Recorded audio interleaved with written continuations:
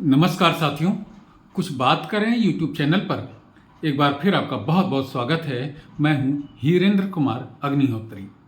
दोस्तों, पिछले वीडियो में मैंने आपको बताया था कि महाभारत ग्रंथ पर और ऐसे ही अन्य सनातनी धर्म के ग्रंथों पर यह जो आरोप लगता है कि ये ग्रंथ मनुष्य को भाग्यवादी होना सिखाते हैं, वो बिल्कुल ही मिथ्या है। इसमें कोई भी तथ्य नहीं है। और इसी बात को पुष्ट करते हुए कि ये महाभारत ग्रंथ है, ये बहुत ही अद्भुत ग्रंथ है साथियों, और ये कर्म करना सिखाता है, पुरुषार्थ करना सिखाता है, भाग्य के भरोसे रहना बिल्कुल नहीं सिखाता। ये मैं एक दूसरे श्लोक के माध्यम से आपके समक्ष रखना चाहूँगा। ये श्लोक बहुत ही सुंदर श्लोक है, और ये श्लोक जो पांडवों की माता थी कुंती, उन्होंने बोला है। और एक दूसरे स्थान पर यही श्लोक भीष्म पितामह ने युधिष्ठिर से कहा है। तो ये श्लोक आप पहले सुनिए। ये श्लोक है, कितना सुंदर है, आप देखिए। कालो व कारणम राज्ञो, राजा व काल कारणम, यानी कि राजा काल का कारण है, यानी कि समय के कारण राजा बनता है या राजा के कारण समय बनता है, ऐसा संदेह तुम्हारे मन में बिल्कुल नहीं उठना चाहिए। इति में संशयो मा भूत राजा कालस्य कारणम, क्योंकि राजा ही समय का निर्माता है, राजा ही समय का कारण है।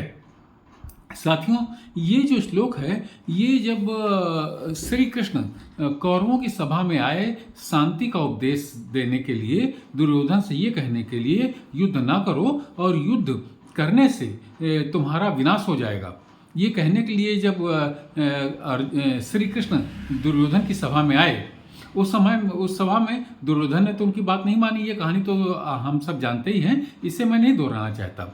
लेकिन उस सभा के पश्चात श्री कृष्ण कुंती माता से मिलने, यानी जो उनकी बुआ थी कुंती, उनसे मिलने के लिए गए।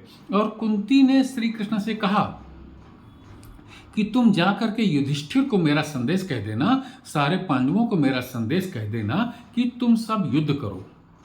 तुम्हारा राज्य कौरवों ने अनीति पूर्वक हड़प लिया है, तुम्हारा बहुत अपमान किया है, द्रौपदी का अपमान किया है, इसलिए तुम सब युद्ध करो और अपने बाहुबल से अपना राज्य प्राप्त करो और अपने अपमान का बदला लो।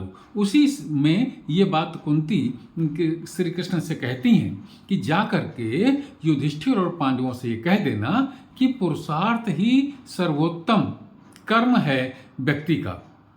और ये संदेह बिल्कुल नहीं उठना चाहिए कि समय राजा को बनाता है या राजा समय को बनाता है।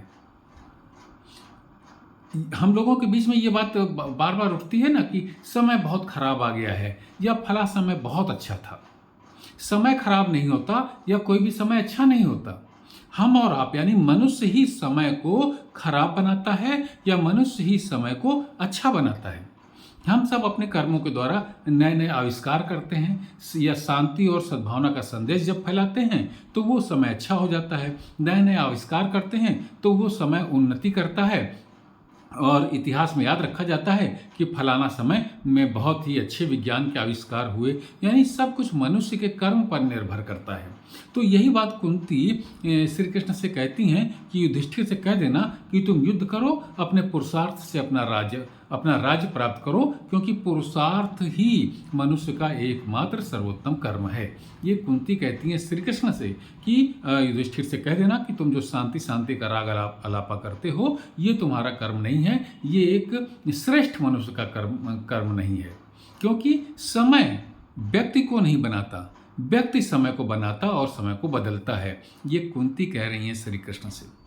और अगले अध्याय में जब युद्ध समाप्त हो चुका होता है और युधिष्ठिर भीष्म पितामह के पास जाते हैं कि हमें कुछ राजधर्म का उपदेश दीजिए, तब बिल्कुल यही श्लोक, ये श्लोक मैंने देखा कि महाभारत में 2 बार आया है। तब ये बिल्कुल यही श्लोक महात्मा जो भीष्म पितामह हैं वो कहते हैं युधिष्ठिर से कि तुम्हारे मन में ये संदेह बिल्कुल नहीं होना चाहिए कि राजा को समय बनाता है या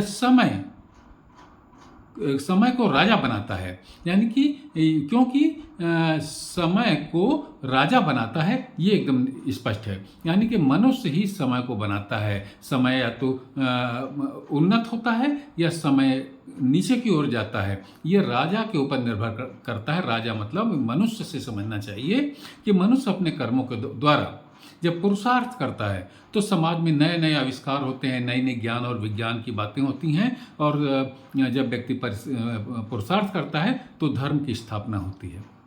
और जिस समय मनुष्य परिश्रम नहीं करता, पुरुषार्थ नहीं करता, उसी समय नीचे चला जाता है, समाज नीचे चला जाता है और अधर्म की स्थापना होती है। कोई आविष्कार नहीं होते, कोई ज्ञान और विज्ञान की बातें नहीं होती। यानी सब कुछ मनुष्य के पुरुषार्थ पर निर्भर करता है। फिर वही बात कि समय राजा को नहीं बनाता, यानी समय मनुष्य का निर्माण नहीं करता, मनुष्य ही समय का निर्माण करता है। यानी कि समय के अच्छे और बुरे होने का कारण राजा होता है, यानी कि समय के अच्छे और बुरे होने का कारण मनुष्य होता है।